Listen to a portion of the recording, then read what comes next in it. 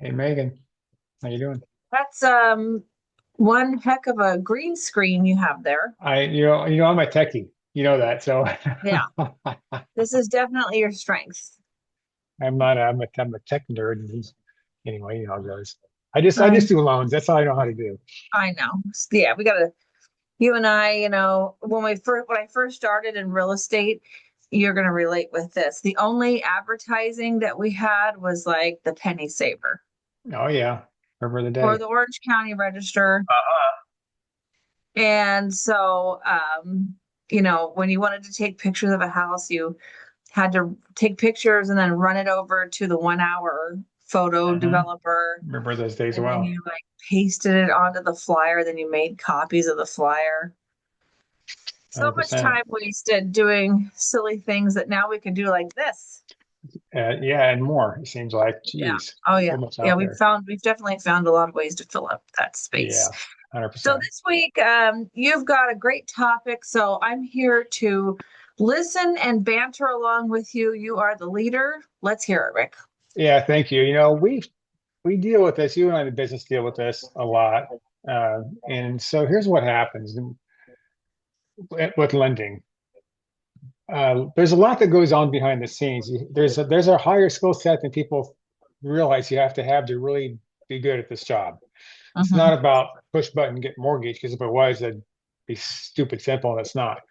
So I was talking to another realtor, this last couple of weeks, and he was There's just, another realtor. I know, First right? of Can you all, imagine? Well, just kidding. I had to show him how things work after I talked to Yeah, him. You know how it goes. So, just kidding. so anyway, so he was mad, rightfully so, because it was his listing. The offer came in. They had DU approval. Lender sounded great on the phone. Everybody's Can you happy. tell people what DU stands Oh, for? I'm sorry, I should say that. It's called Desktop Underwriter.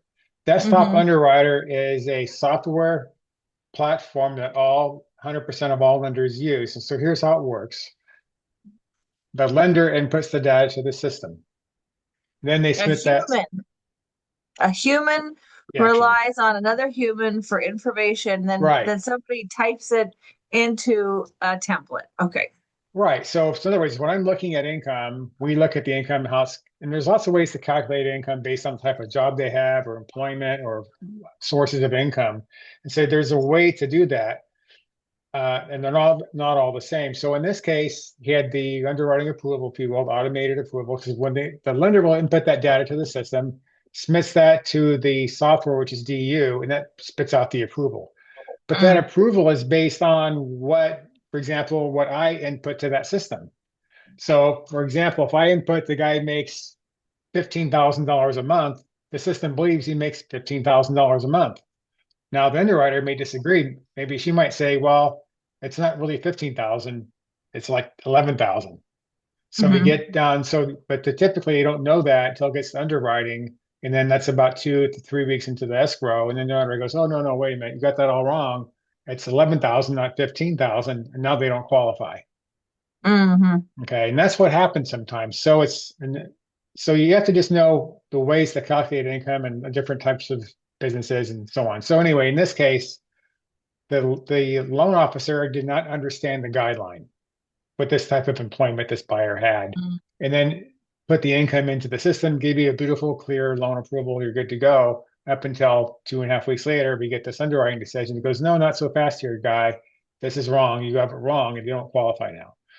And Hmm. so the challenge with that is, you know, you're 2.5 weeks down the road, and the sellers, in this case, the seller moved out of the house, thought they were clear to Oh. close, good to go, and now they get this result.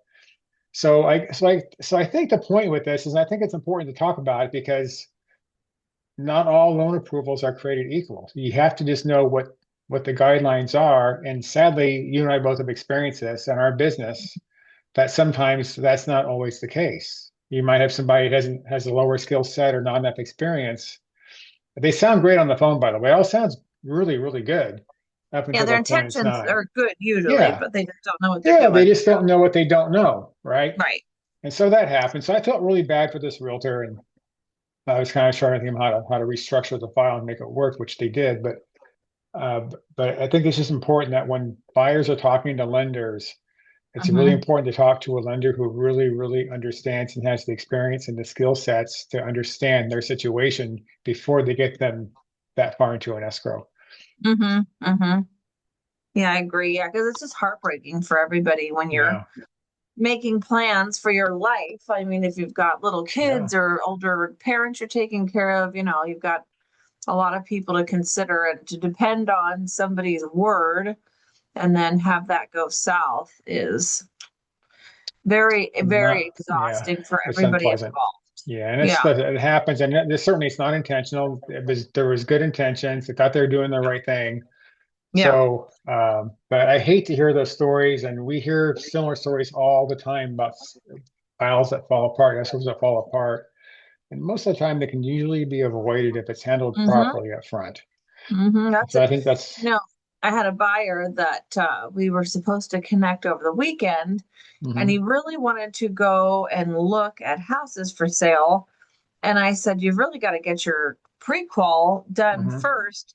And it's not because I'm like, I don't want to spend time with you. I think you're a great buyer and I'm sure you'd yeah, spend billions of dollars. That's not the point. The hmm point is that I'm trying to help you as a realtor make sure that you have the full financial picture in front of you before you go 100%. falling in love with a house and getting really hmm disappointed when you fell in love first and now you feel stuck with the terms, or hmm something like that. So yeah, it's like go and make sure that your prequel is good before you go out shopping for a house because look at all that. And in some circumstances, you could be costing people money, by delaying or canceling an escrow, and then you could be liable, you know? Potentially, Yeah, you don't want potentially. that.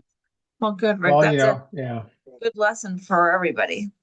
Yeah, thanks. I think it's important to talk about it, but yeah, thanks. And you do a great job. You know that. I mean, everybody that we talk to, you've asked the right questions up front, and we vet them out appropriately, and we get the deals done. And sometimes they take a lot of work. It's not always easy. There's not normally a straight path to the Right. final result. Agreed. Agreed. Yeah, All right. Well, good. Well, I appreciate that information. Thank you for sharing. And let's see. Next week is Christmas. It's in what? How I many can't days? believe it. 8 days. Something like that. So, yeah, what do you think? Should this be our last podcast of the year? Maybe? Well, it might be given that we're going to be in the two back-to-back holidays here in the same Yeah. week. Yeah, I would say let's go ahead and give our brains a break and we'll be back at it in January. That's what I First week of say. January, first Tuesday of January, whatever that is. I haven't got that far on Whatever my that calendar is, yet. we'll be here. We'll be here. All right, Thank you, Rick. Well, have a Megan. wonderful Christmas with your family and You as Happy well. New Thank you. Year.